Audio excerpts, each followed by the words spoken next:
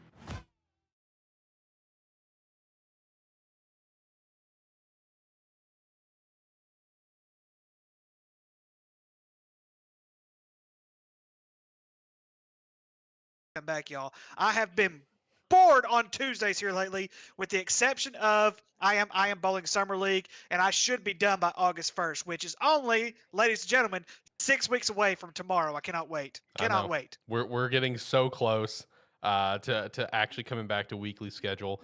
Also, just Ricky, you're good. Almost everything that you said was on the live stream, but once again, I forgot to unmute the roadcaster. So I was the one that got shafted in the intro. Welcome to ATFS 67. But look, if it's the audio version, they'll never know, besides me mentioning it, because the audio version's fine. I have it right here on the beautiful caster that I'll pull. So it's all good. We're fine. It's fine. Everything's fine.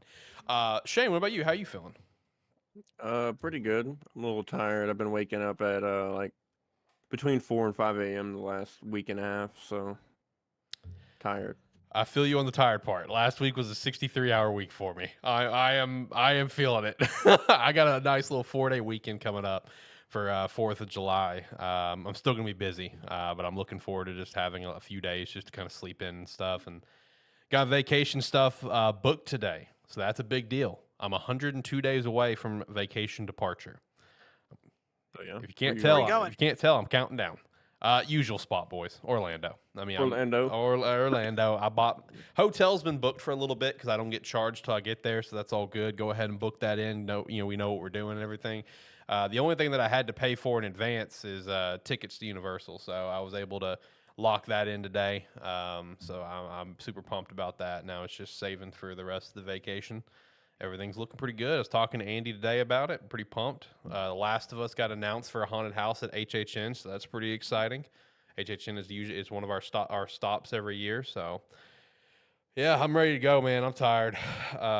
It's been busy work season. So, but yeah, today's episode, like I said, for the audio listeners, for the people watching the live stream potentially, no clue what we're gonna chat about here today. Zero idea. It is dead of summer. We're at the end of June. My birthday's in a few days. Shout out to that. Man, nothing's going on. And that's why we don't do stuff in the summer. But I'm a child, okay? And I have a very poor sense of humor. So the only reason why we're doing episodes like right now in June, July is not because we did them last year, but because if we do them, when we come back to episode 69. And that's a good number. Great number. So I will. So since we have no idea what the agenda is, I'll go ahead and make a shout out real quick. So I went to high school with a guy named Tommy Wimberly. Shout out. Him and his wife Kayla. Him and his wife Kayla both went to high school with. I've known Kayla longer than I've known Tommy. They have a son named Marcus Wimberly. And Marcus Wimberly was just offered a scholarship personally by Sam Pittman this past weekend. So shout out to that. I believe he is going to be part of the 2025 class for Arkansas, and I believe I think he's going to be he's either going to be going in as a safety or cornerback, but I think he's going to be more or less going in for a safety. And so shout out to that. I got a follow-up shout out on that. I'm glad you mentioned that because I know someone who was also there this past weekend. Okay. I'm not going to throw out personal names or anything, just out of respect for the family and everything, you know. But shout out to my girlfriend's little brother. He is entering his senior year in high school, and he has been recruited quite a bit from a lot of colleges. You know, I hear about it all the time. Whenever I go over there for dinners with her parents and everything and the family, and he was there this weekend, got to meet Sam Pittman, meet defensive line coach and everything. He's gotten offers from North Dakota State. Just shout out to that. He's gotten some offers from some other schools in the SEC, Big 12, and everything. He was all conference, first team all conference this past year. So massive shout out to that. He showed me his championship rings, both of them. So that was pretty cool. Pretty nice rings. So if you don't mind me asking, where's he go to high school? Bryant. Yep. Okay, I know who you're talking about. I don't know his name. His name is Nick. His name is Nick. His name is Nick. Okay. Yeah. I won't shout out last names just out of privacy for my girlfriend and their family, and obviously my own privacy. But yeah, Nick is he's getting recruited quite a bit, and he made a trip this past weekend, to Arkansas. Got to meet Sam Pittman and everything. So yeah, shout out to that. I'm looking forward to hearing where he's going to end up going. I'm pretty excited to hear about it. Hey, this is what you need to do. You really need to talk him into something, Alex. We could have a special breaking news for the first time ever on ATFS. We could, yeah. He could announce where he's going on our podcast. Just imagine. I think he would probably be. I think he'd probably be down for it. So I may float the idea. I'm just saying it. Flip the idea to him. Yeah. I'll ask him a few questions, Yeah. And, we'll ask him a few questions, just to chat up with him, and then we'll say, all right, man, where are you going to go? And breaking news everywhere. I mean, that would be awesome, man. That would be pretty sick. I may have to ask him. May have to see if he's a college announcement here live. On ATFS. Man, first time ever. Dude. We're going places. Shout out to ATFS. Let's go, baby. Hand claps, man. Hand claps in the chat. Dude, shout out. But yeah, that was some good shout outs. I'm glad you pitched that because that popped the stuff with Nick in my brain. So massive shout outs to that. I just wonder how they're going to do without Buck James, though. That's my only concern about this coming season. Yeah, that is an interesting one. That is for sure. That is quite the storyline on that one, but they did end up getting their D coordinator back. So yeah. That's always a good thing. They get someone that is that they're familiar with, but there's a huge difference in being a coordinator and being a head coach. Facts, dude. No, but I mean, boys, I think let's talk about the SEC schedules. Okay, what about that for a little bit? Yeah, what do we got, bro? Okay, Arkansas didn't get shafted this year. I saw like Florida has like a fucking gauntlet of a schedule. Is that next year or this year? They do. Yeah. Is that this year or next year that they have that gauntlet? It's next year. It's 2024. Bro, that schedule looked fucking horrendous. Mm-hmm. And Arkansas does not play Alabama in 2024. Oh, well, congratulations! One less loss. Yeah, I'm about to say, I did see that, and I'm like, whoa, I'm gonna miss playing them. Yeah, I'm gonna miss losing fucking 40-3. Yeah. I mean, why wouldn't you? Oh, I guess the dogs are outside. I didn't even know that. And we play Texas instead of Alabama. We have Tennessee. No Georgia. No Alabama. And then we play like South Carolina, Tennessee, Ole Miss, Mississippi State, Auburn. So it's Arkansas didn't get shafted on schedules for the first time, so it's nice. Others on the schedule. Our first home game is against UAPB, at Oklahoma State, at home against University of Alabama Birmingham. Then of course we go into Arlington and Louisiana Tech. So the non-conference schedule with the and Oklahoma State. Yeah, the second week. So with the exception of UAPB, that's actually a decent non-conference schedule. Like UAB, of course, their head coach went elsewhere, but that's still going to give the new head coach time to develop them. But they've actually been pretty good on the uphill. So I think that could be an interesting one. So, but yeah, you are right though. We did not get near as shafted as what I thought we would. Meanwhile, the Hurricanes have one of the most important games that they could possibly have right off the bat, week 1. Really? They're playing Miami of Ohio. It's the battle for Miami. Yeah, Friday, September 1st, Miami of Ohio. It's gonna be in Florida though. Then after that, Texas A&M, Bethlehem Cookham in week 3, Temple in week 4. I can hear Tyler now. Fuck Temple. Why? Then we got our bye week. Then we got we're going into the ACC schedule from there. Georgia Tech, North Carolina, Clemson, Virginia, NC State, Florida State, Louisville, and Boston College. Hawaii schedule looks pretty good too. We're going to Vandy week 1. We're going to beat Vandy. Fuck you. And for the first time, Florida, like I said, it continues back to Florida. Florida plays Miami, Florida State, and yeah. So they literally play the whole state of Florida. No. Oh, I just saw something here looking at Hawaii's schedule. What do you guys think about San Diego State telling Mountain West to kiss their ass? Like, I think it's. Is there even a lot of demand for them outside of maybe like their basketball program? I don't think so. Not really. No, and I don't think their baseball is that good at all. I could be wrong about that. It's a risky thing though, because you're gonna also, with San Diego State doing that, you're gonna look at kind of the same picture that Notre Dame is in, where you're gonna be independent. There's there's ups and downs with that, obviously, but yeah, that's risky. I don't, unless a bigger conference is going to come after you, like the Big 12 or the Pac. Or the Pac-12, I wouldn't tell the Mountain West goodbye. That's just stupid. To my understanding, them telling the Mountain West goodbye, there's like a little leeway schedule where if things don't work out, they can come back or something. So it really is just San Diego State wanting to test the waters, which I don't think are going to go very well. Vanderbilt could go 8-4 in 2024. Yeah, but I know where one loss is going to be, and it's going to be week 1 or week 0. To who? Week 0. Oh, you know who? To who? You know who? They're not losing to Hawaii. You know that. You know who it is. Yeah, that's right, baby. They're not. Go Bows, you said baby. That last year. You said that last year, and Vanderbilt thumped them. It's going to be a same thumping this year that they had last year. They lost to Anthony in for Orgy, whatever his name was. I'll still never forget hearing that guy's name live, and I'm just like, I had to stop. I'm like, what did he just say? Vanderbilt could win 7 of their first 8 games this year. That is amazing. Yeah, and the one they're going to lose is to Hawaii. They're not losing to Hawaii. It's not going to happen. Now, the one they're going to lose is Florida. They'll lose at Ole Miss. They'll beat Auburn. They'll beat South Carolina.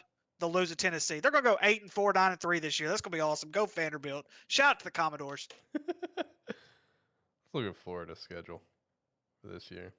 Utah, McNeese, Tennessee, Charlotte, Kentucky, Vandy, South Carolina.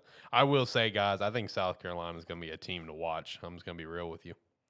I think South Carolina could win the East. I mean, dude, they started to really figure things out end of last year. You know, Spencer started to kind of get back on his roll end of last year, and I think that momentum's going to carry over into this year. I think the one thing we have to question, though, is if Georgia's going to have a quarterback or not. Yeah. If Georgia's defense, I think, will be fine. You can have a mediocre quarterback and win in college.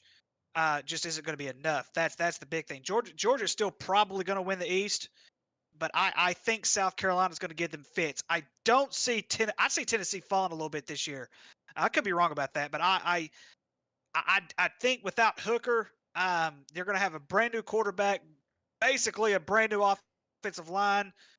It's gonna be tough for the Commodores this year. I don't know, man. I'm seeing a lot of hype on Joe Milton right now. Like people are calling him a more, an actually accurate Anthony Richardson, like with his arm strength and his mobility and his physicality, but he can actually throw accurately. Like if that's the case, ooh, buddy, Joe Milton might be a guy. Could be. That could be. Yeah. A lot. I've seen a lot of people high on him. I'm just like in my whole thing. It would be interesting to see what's going to be 1, 2, and 3 by the end of the season. Hey, Yeah. I'm gonna be dead honest with you guys. I'm not so sure about Alabama this year. Alabama's in a lot of trouble right now. I feel you on that one. I think Alabama's going to have their worst season for a while. I did, yeah. That was horrible. That was rough, dude. I'm watching these quarterbacks and I'm like, Nick Saban is in more trouble than he's ever been.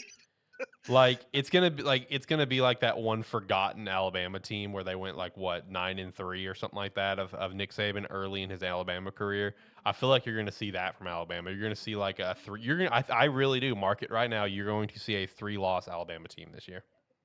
I say 4. Really?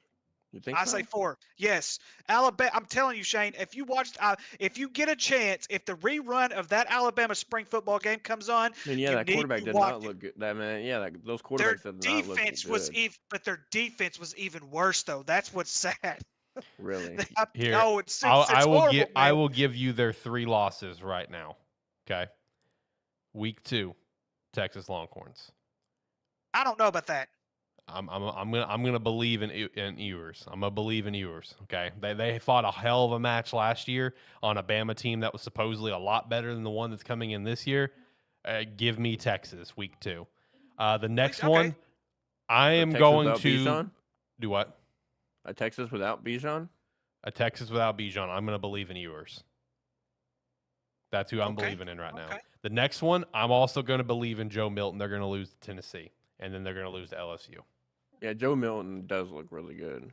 I think LSU's gonna win the West this year.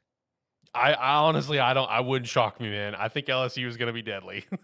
Yeah, I think LSU is gonna be the best team in the West this year.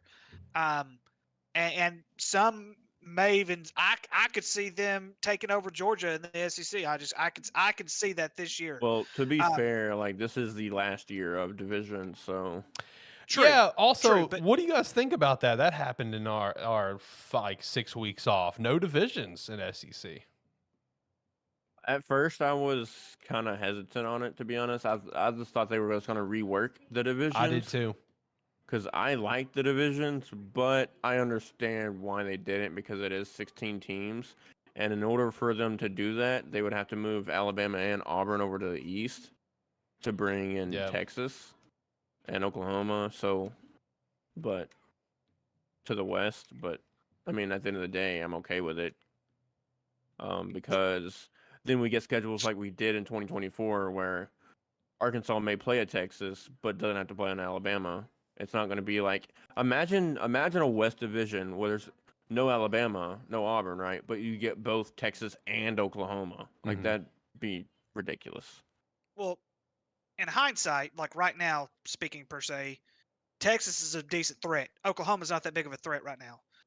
But even then, you're putting Oklahoma and Texas in. Listen, I'm telling you right now, with Brett Venables, within 2 years, they're going to have a top 3 defense in the Brett SEC. Venables will be fired in 2 years because he's not going to win this year. But anyway, I'm telling you, Brett Venables. I love Brett Venables, but if he does not get it done this year, they're going to fire him. That's just all there is to it because Oklahoma's not going to put up with it. Now, 2 years? But after 2 years? Yes. Yeah, Shane, football is a cutthroat business, my friend. It is a huge cutthroat business. If he goes another 6-6, he's gone. He's done. Oklahoma fans are furious right now, and I know Oklahoma fans personally. They are furious right now. Yeah, there's only a few they colleges. Will get rid of him. There's only a few colleges in the country that would probably get rid of a guy, after 2 years, and I could see Oklahoma being one. There are a lot of colleges that's going to be a trust the process sort of thing, But there's definitely if he does go 6-6 again and there's zero improvement, I wouldn't be shocked to see him gone, at least in my mind. Now, my biggest issue with getting rid of the divisions, though, Shane, what if you have an undefeated team against a 1-loss team, and that undefeated team already beat that 1-loss team? Yeah, that kind of With divisions, you can defend that because that's the way it works. When you have one versus a 2, and that one's already beaten 2, that's kind of where push comes to shove and everything like that. But because I do believe they said the top 2 will face in the SEC championship game rather than the divisions and everything like that. So I don't have a problem with it, but at the same time, if they do go into a situation like that where, like I said, if you have an undefeated team against a one-loss team, and that undefeated team already beat that one-loss team, I don't think they should have to beat them twice. That's fair. That's fair. What a wild news break that was of SEC getting rid of divisions. I'm a fan of divisions. I like divisions a lot. So I don't have any ties to SEC. I couldn't even tell you who my favorite SEC team is. But I was still like, man, really? I love divisions, but I do get it. I do understand it. I do understand kind of like what Shane said, but it's kind of a bummer a little bit. Yeah, it's just kind of tradition thing, right? It's a tradition thing. Just, that's my just mindset. being. Yeah. It's so hard to let go of. Yeah. Eventually, we've talked about this. I don't even know how many times. Eventually, tradition is going to be gone. Yep. In college football, Unfortunately. but it's just so hard to let go. Yeah. No, it is. Tradition is going to be gone from college football one day, unfortunately. I just don't know when it's going to happen. It's going to happen whenever there's like this super mega ultra extreme conferences. That's when it's going to happen. I think it was Sidelines Network put up something on Twitter earlier, kind of predicting the future where it's like ACC is dead, Pac-12 is dead, and all there's left is the Big 12, Big 10, and the SEC. And it's just like you see they had it mapped out across the entire country, the schools that would be in these conferences. Yeah, because I think eventually, though, Alex, you're going to see a little bit of these, like these 1AA schools, these FCS schools. Yeah. I think we should start seeing more invitations for those schools to start coming in. I mean, you put a North Dakota State and a South Dakota State in one of these big time schools, which I mean, I understand like as far as like school size goes, they're not that big of schools or anything like that. But if you were to put these programs and give them a chance into these big time in the big time college football realm or something like that. You look at the baseball side of it. Go out to Cal State Fullerton over in California. There are some of these smaller schools that you don't hear of very much as far as the football basketball realm goes, but when it comes to baseball, goodness, I mean there's so much business out there. It's not even funny. But I would love to see North Dakota State and South Dakota State compete consistently in the Division I level. Do you think they would ever make that jump? Because they've probably gotten invitations before, or do you think they're just content just being the top dogs of FCS? I think eventually they're going to pull the trigger. The reason they're going to have to eventually pull the trigger is because right now, if I looked at their schedules correctly, I'm about to go back and look at their schedules. I don't think they have one FBS school scheduled for the next year or two. I'd have to go back and look to double check that.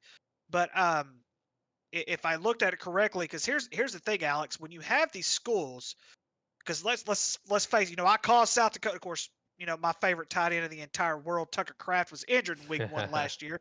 They would have beaten Iowa, but when you have these schools beat some of these big time programs, these other big time programs like Ohio State. You look at Michigan. When Appalachian State beat Michigan, Appalachian State was an FCS. They were in the Division I AA when they beat Michigan.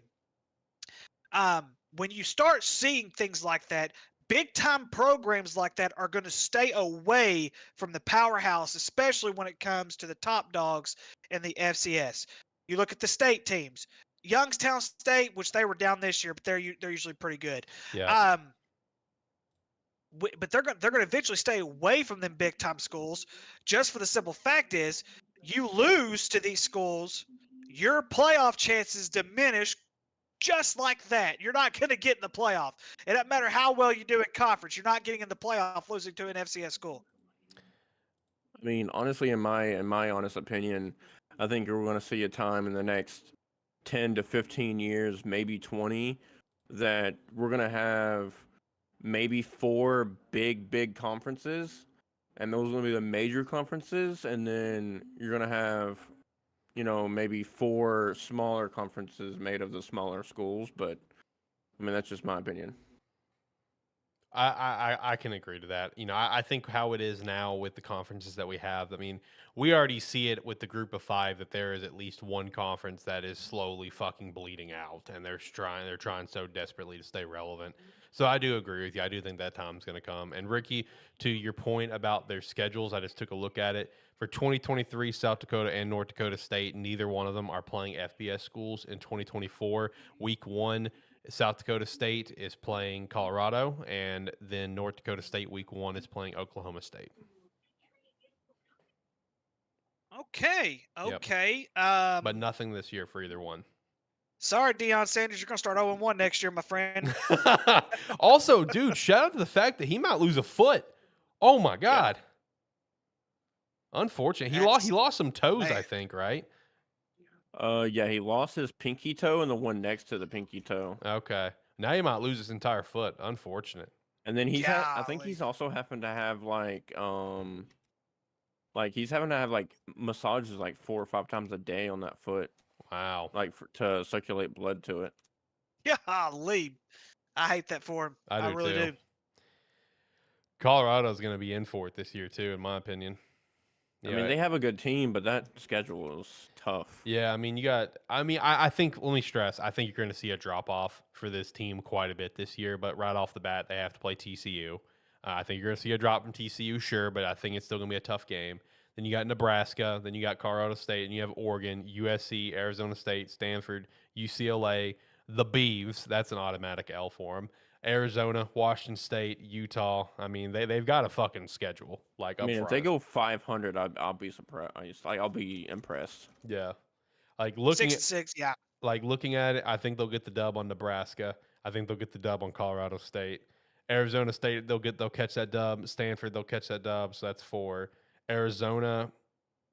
That's tough. Arizona's on the rise. They really are. From a team that used to be someone you could consistently rely on for terrible game of the week. They are on the rise after last year, but I would still say they're going to get that W.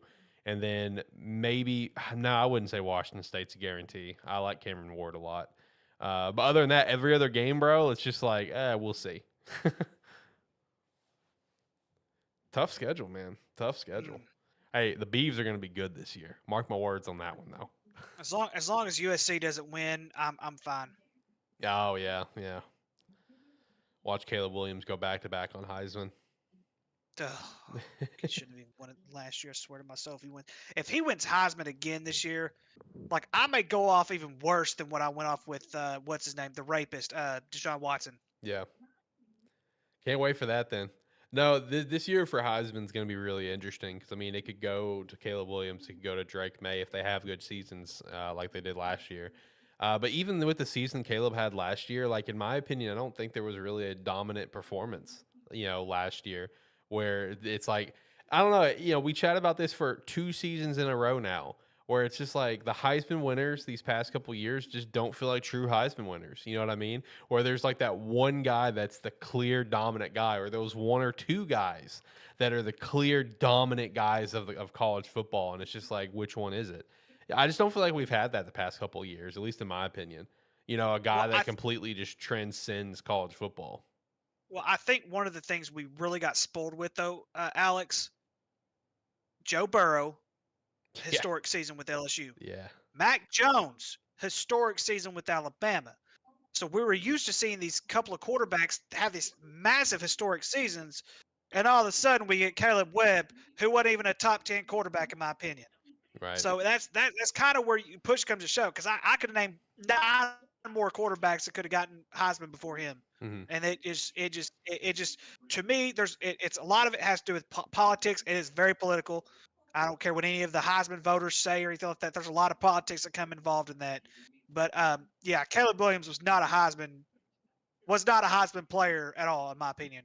Yeah, there was those couple of flashes, sure, but there was nothing that showed him as, again, that guy that transcended college football. You know what I mean?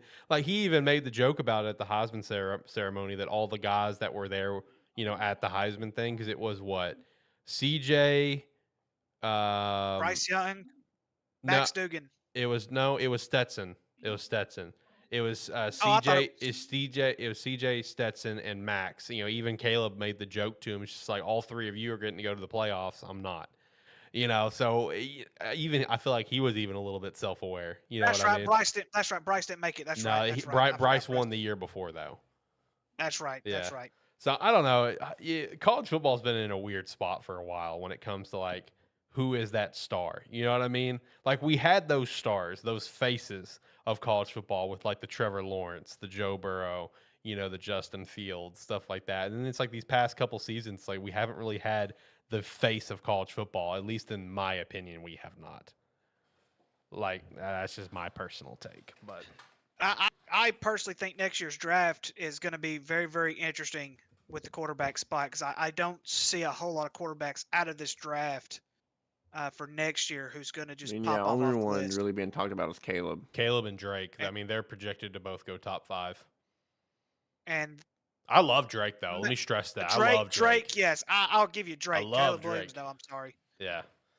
Love Caleb me some Williams Drake. going to be a bust. Yeah, and he's probably going to go first overall. I'll tell you who wants him. I'll tell you who wants him, Ricky, and you're going to like it, especially if they manage to make it happen. Washington really wants Caleb Williams. Oh, sure. Take him, Washington. Take him. Take him. Write it down right now. Give him that big old fat check. Washington wants him, my friend. You know, and Caleb's a Washington fan. He grew up in the area. You know, he grew up in the DC area. He's a Washington fan.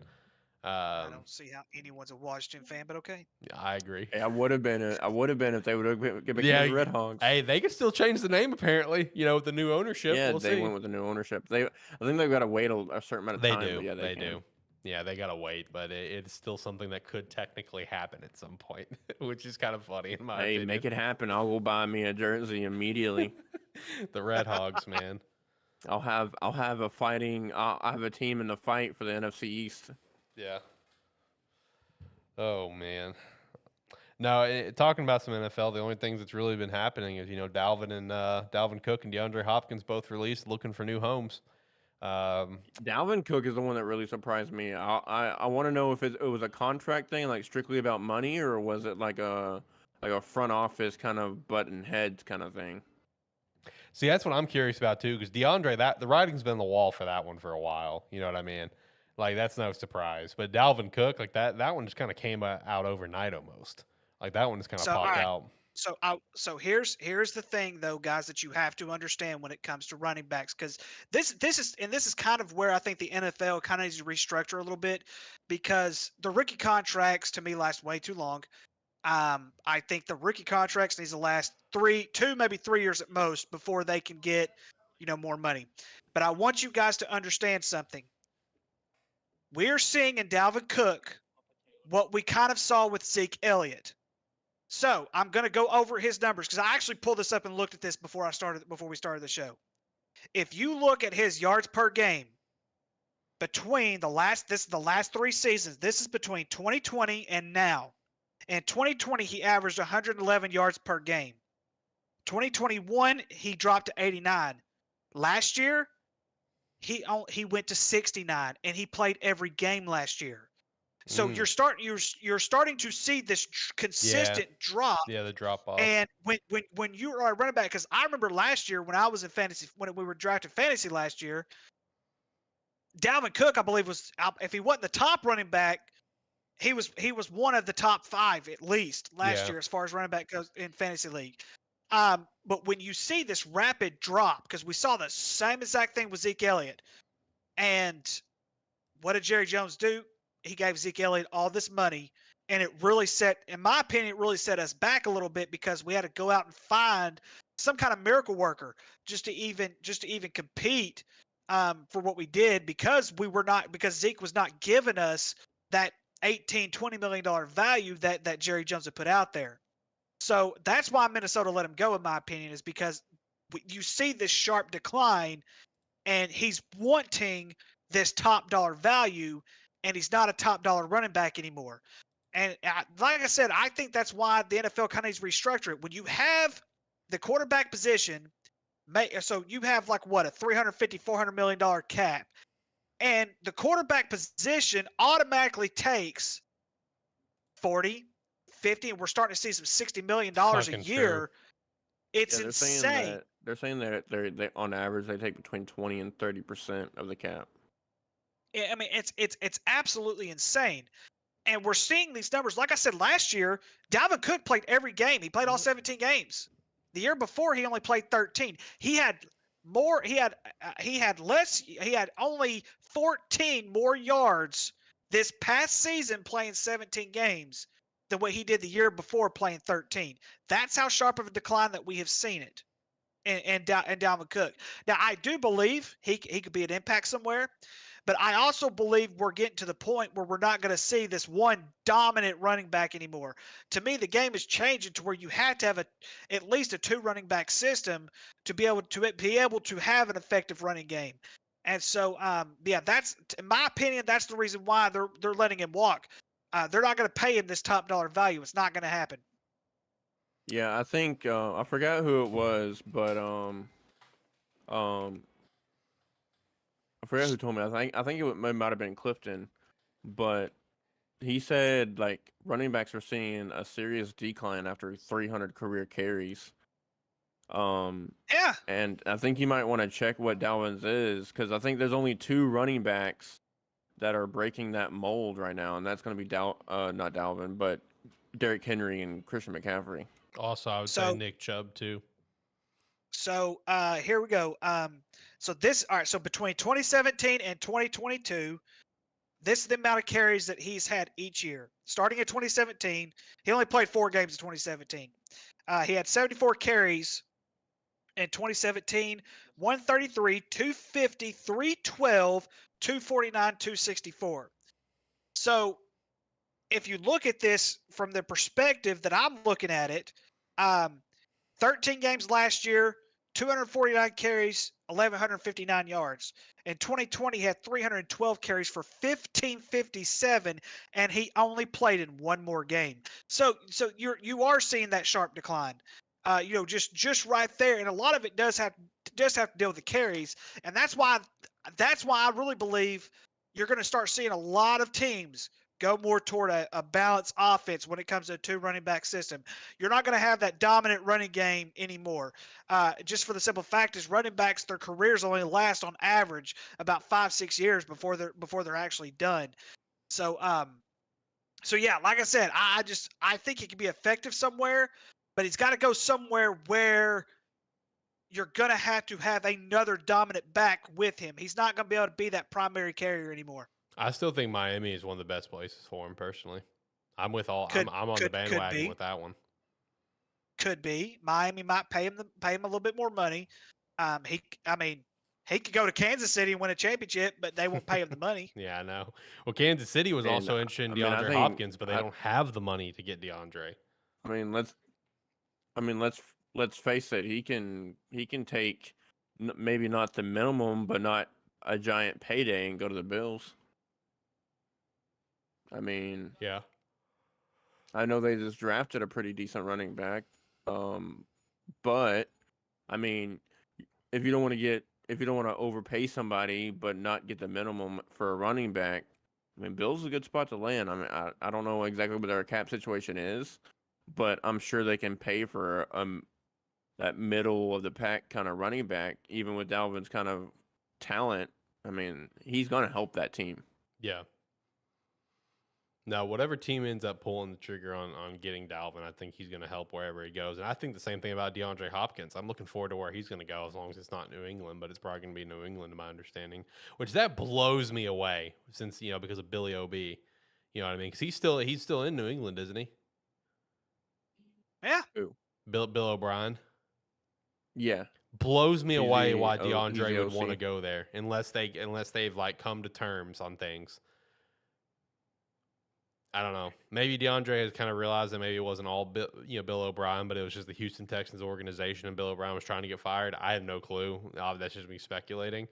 But just with how that situation was handled, it just blows me away why DeAndre would consider that. I've also heard that D-Hop wants to reunite with Deshaun, go to Cleveland, or an actual reunion back with the Houston Texans. Those are the 3 landing spots. The Houston Texans one also baffles me. So Yeah, those are the 3 landing spots I've heard for D-Hop, which is New England, Cleveland, and Houston. What a wild set of landing spots. Let's be real. Yeah. I know he visited the Titans, but I don't see that happening. You know what I mean? no. Titans are Ti- Titans are one of those. Titans are about to reload, dude. They're gonna reload. Oh yeah. Yeah, they're gonna reload. No, like whenever we did the draft recap, like there are a couple teams that I feel like are just preparing to tank. The Titans is one based on their offseason moves, in my opinion. But the other one, the number one team in the NFL that I really think is planning to just eat shit purposely is Washington. Like I just don't believe in the draft Washington did. I don't believe in the moves they made in the offseason. They're gearing up to just eat ass. Live fast and eat ass. That is that's their goal for this year, I'm pretty sure. I like that quote. Live fast, eat ass, That's an baby. Alex quote. I like it. Oh. No, I'm excited for stuff to actually start coming back here pretty soon. You know, right now we've been doing training camps and stuff, but I'm ready to actually get back and get ready for football. Because whenever we kick back with August 1st, you know, that's when we're going to start really diving into every conference of college, predicting the winners like we did last year, predicting all the division winners and everything. It's going to be a time. It's going to be a time. I'm excited for it.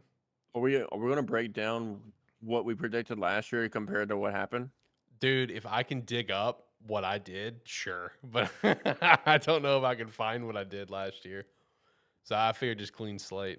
I know I did bad. That's also why I'm saying clean slate. I know I got 2 division winners correct. I think I got Buffalo and I got Jacksonville. I think those are the only 2 division winners I got. Yeah, I should probably actually write it down this time. Like write down all of my division winners versus just using it all on like a website or something. Take a picture of it, take a snapshot of it, and save it to your phone or something. I will say, because you also mentioned fantasy, so I've got some potential ideas for the fantasy. So that's something to keep an eye on. Maybe for next episode, ATFS sometime in July, because I would love to have a fantasy league with with people that listen to the show. I think that'd be cool. So I've been kind of toying around with that, and we're gearing up for our league again. Of course, sometime I'll start seriously looking at it probably beginning of August. You have to go through the defending. Yeah. The reigning. Hold on, let me get your trophy. All right, here's Shane's trophy with some sunglasses.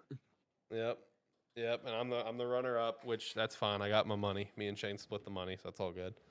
Also, another thing just to publicly note, because I like things to be publicly noted. You heard it from me. You heard it right here on ATFS 67.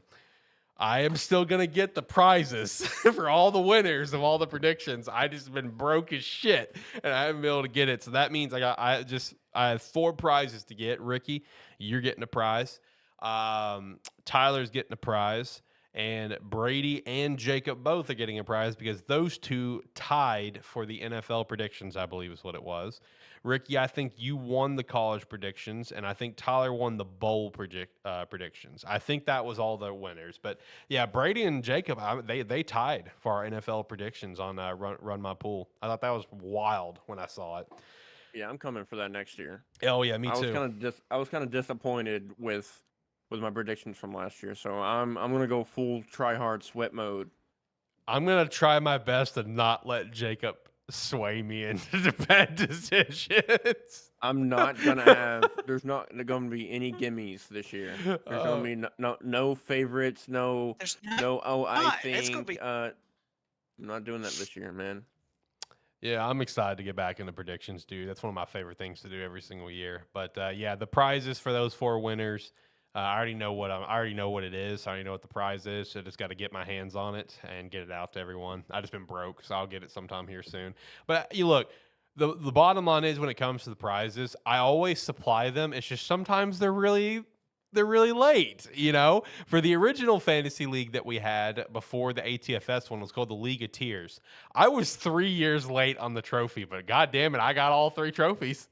It took 3 years, but I did it, which was my own trophy, Brady's trophy, and Tyler's trophy.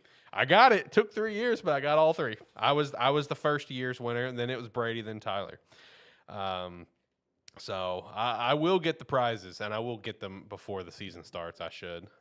So I'll make sure to get all those prizes out to those four, and then of course we'll have prizes again for this upcoming prediction season. For anyone that wants to compete, it will be open for people to compete. And if we end up doing some fantasy leagues with people that listen to the show, that's also something else that a smaller prize will be thrown into it, because I've got a kind of a pretty big and cool idea for the fantasy league. If we can make it work and get all the people for it, I got a pretty sweet idea I got to run by you boys privately. So hopefully we can make it work, because I think it'd be really cool. Boys, I'll be honest, I can't think of anything else to really chat about. Mostly because I am starving. That's the main reason. Food is on my brain right now. Do we want to do anything else? We had something else lined up as a backup plan. Do we want to scrap that backup plan, or do we want to? Yeah, I say scrap that. I say we scrap it and save it for another time when we have Jacob here. Okay, and that's actually my preference, because what I wanted to do for this is I wanted to just be the guy simply drawing on the screen for everyone, and you three do a 2-to-1 vote on how we are gonna decide each. So I'll go ahead and show it, because I had a screen lined up for the stream. So I'll swap here. So shout out to Pro Football Stuff on Instagram. I follow them. They do a lot of cool graphics and everything. They're currently doing a 2023 starting quarterback elimination thing, and I stole their graphic, but I gave them the shout out. So I guess it's cool. I don't know. And we were just going to vote, and we were going to rank all the starting quarterbacks. That's all we were going to do. But we'll do that another time, because I would like to have Jacob here too. That'd be cool. So that way I'm not the one voting here. I'm just simply, drawing on the screen. I'll go ahead and draw 32 here for Anthony Richardson. Let me go ahead and get that in, because we already know that answer. So that one's done. Yep. Let me go ahead and get Jordan Love on 31, just because I'm a hater. So there we go. We'll go ahead and put Justin Fields at number 1. Get that locked in. Patrick Mahomes at number 2. Get that locked in. Joe Burrow at 3. Mind. Get that one locked in. You're really out of your mind. Gardner Minshew's not on here, so I can't put him up there, unfortunately. Oh, God. He's not pictured here. So we'll put Matt Stafford at number 4. We'll do that. We'll do Big Dick Brock Purdy at number 5. I'm just kind of filling out the list, giving spoilers. No big deal. T-Law at 6. Actually, no, T-Law, let's erase that. T-Law actually needs to be number 2. And Patrick gets dumped down. Let's erase Patrick's, and he gets down number 3. There we go. We'll keep Joe at 3 too. They can just be tied. So I already kind of started it. There we go. What? It's a terrible football show, man. I'm sticking true to our brand. We have a fucking T-shirt in the merch store that is literally like a hand-drawn thing. In fact, I'll pull that up real quick. Hold on. Shout out to the merch store. We go to sparky3.com here. We pulled over to this monitor. We go to the shop here. So we go back to the boys, and I think I should be able to do this right here. Yeah, nice little window capture, and boom, Sparky 3 shop, everyone. Go buy some merch. We have a nice little trash can here. We have the bee. The bee's a nice piece of merch. There it is, the hand-drawn Sorry for Tech Probs. It's pretty nice there. That's worth a pickup. Got some Gamesthetic stuff. Some more. We got the Terrible Football Show shirt here with the hand-drawn logo with the trash can that's rep on the jerseys. So I think that's worth a pickup. You can get it in pink. Get a pink ATFS shirt. I mean, where else can you buy that other than sparky3shop.com? Nowhere else. Okay. All right. And you just need to go over there and check it out. Okay. As well as go over to, Agent Inc. as well. You can buy a jersey and join the team. Or you can get a trash can hat. Who wouldn't want a trash can hat? I mean, let's be real. Trash can hat's a nice hat. I mean, look at that thing. Like, look at that the model wearing it and everything. Looks great. They'll open up for me. There it goes. Look at that. We got ATFS on the back. I mean, come on. Come on, people. What are we doing? All right. Showed off merch. I'm plugging and chugging, boys. But no, I think we can end the show. It's been about a 50-minute show once I erase the starting soon thing, so that's not bad. I think we can end it there. It was just, it really was just a little, hey, how you doing sort of episode. You know what I mean? It's middle of June. There's nothing to fucking talk about. So I'm Hit the music. We're gonna get out of here. Boys, last thoughts on anything for this Hey How You Doing episode in June? Ready to see you guys again in July and cannot wait for August to get here. I feel you on that. Let's go weekly. Can't wait. Can't wait to get back to weekly, honestly. I really can't. Yep. AniMan Plus has been in a weird flux recently just due to IRL stuff. I feel like it's honestly just that, that Thursday time of week, man. It's been rough for all of us. So lately, it's just been Gamesthetic. That's it. That's the only Sparky 3 content that's been popping off recently is Gamesthetic. So I'm looking forward to a terrible football show coming back and having all sorts of conversations all year long because ATFS, man, it's my favorite show to do here at Sparky 3. You know what I mean? I mean, it's just a dumb time. It's a show where you can just go in, turn your brain off, and just have and throw out dumb takes or good takes, depending on your mood, and just have a great time, man. But anyway, so we're going to wrap it up. We'll be back sometime next month of July. I have no clue when. Just go follow us over at Twitter at TerribleFB Show or follow me at AlexLight23, and I'll post up when we're going to have an episode again. Until next time, guys, have a good one. Bye. Didn't even wait.